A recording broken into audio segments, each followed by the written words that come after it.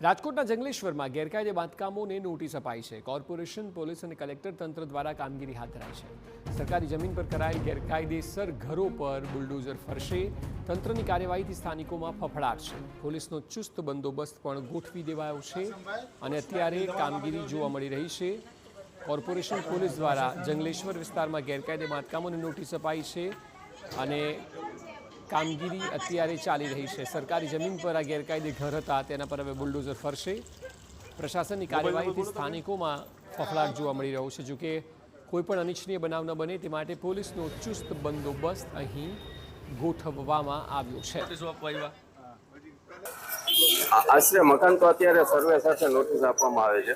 કોર્પોરેશનની TP scheme અમલમાં છે અને એમાં જે સરકાર હસ્તકના પ્લોટ છે તેમાં નોટિસ આપવામાં આવે। કોર્પોરેશન હસ્તકના જે પ્લોટ છે એની અલગથી કાર્યવાહી એ લોકોએ કરેલી। આની પહેલા પણ સર એક બે વાર નોટિસ આપવામાં આવી છે। આના પછી શું એક્શન લેવામાં આવશે? આના પછી નિયમ અનુસાર આગળ એક્શન લેવામાં આવશે। હજી તો બધાની રજૂઆતો સાંભળવાની રહેશે, પછી આગળ નિર્ણયો લેવામાં આવશે।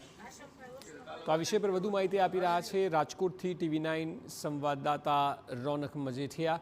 રોનક, જે પ્રકારના સમાચાર મળી રહ્યા છે આ વિસ્તારમાં એ જણાવો કે કેટલા લોકોને આ નોટિસ અપાઈ છે, કેટલા ગેરકાયદે મકાન હતા અને હવે પ્રશાસન શું કરી રહ્યું છે?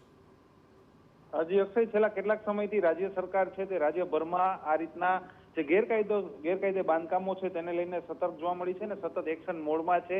રાજ્યભરમાં આ પ્રકારની કાર્યવાહી છે તે કરવામાં આવી રહી છે ને ગેરકાયદે બાંધકામો પર બુલડોઝર છે તે ફર્યા છે। રાજકોટમાં પણ આ જ રીતના કાર્યવાહી છે તે થઈ રહી છે। તંત્ર એક્શન મોડમાં છે અને જે ગેરકાયદે બાંધકામો છે તેને સતત નોટિસ આપવાનું શરૂ છે તે કરવામાં આવ્યું છે। આ પહેલા પણ છેલ્લા કેટલાક મહિનાઓમાં અનેક ગેરકાયદે બાંધકામો છે તે સરકાર દ્વારા તોડી પાડવામાં આવે છે અને હજુ પણ એ જ કામગીરી આવનારા સમયમાં પણ જોવા મળશે તેવી પૂરેપૂરી શક્યતા છે દેખાઈ રહી છે। કારણ કે અત્યારથી નોટિસ આપવાનું છે તે શરૂ થઈ ગયું છે। જંગલેશ્વર વિસ્તાર છે ત્યાં મોટા પ્રમાણમાં ગેરકાયદે બાંધકામો આવેલા છે કારણ કે આજી નદી આવેલો આજી નદીના કાંઠે આવેલો વિસ્તાર છે અને ત્યાં મોટા પ્રમાણમાં હજારોની સંખ્યામાં આખાઈ પટ્ટામાં ગેરકાયદે બાંધકામો છે તે આવેલા છે ને ત્યાં હવે નોટિસો આપવાની શરૂઆત છે તે થઈ ગઈ છે। આ નોટિસ બાદ પણ હજુ એક વખત આ જે ગેરકાયદે બાંધકામ કરનારા લોકો છે તેમને સાંભળવાનો મોકો મળશે ને ત્યારબાદ નોટિસનો સમય પૂરો થતા આ બાંધકામો છે તે દૂર થતા જોવા મળશે। એટલે કે આવનારા સમયમાં રાજકોટમાં મોટા પ્રમાણમાં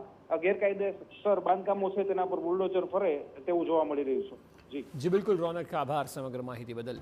તો તમામ વિસ્તારોમાં કડક કાર્યવાહીના ભાગરૂપે જેટલા ગેરકાયદે બાંધકામ છે તેને દૂર કરાવવામાં આવી રહ્યા છે। જંગલેશ્વરમાં નોટિસ પાઠવવામાં આવી છે।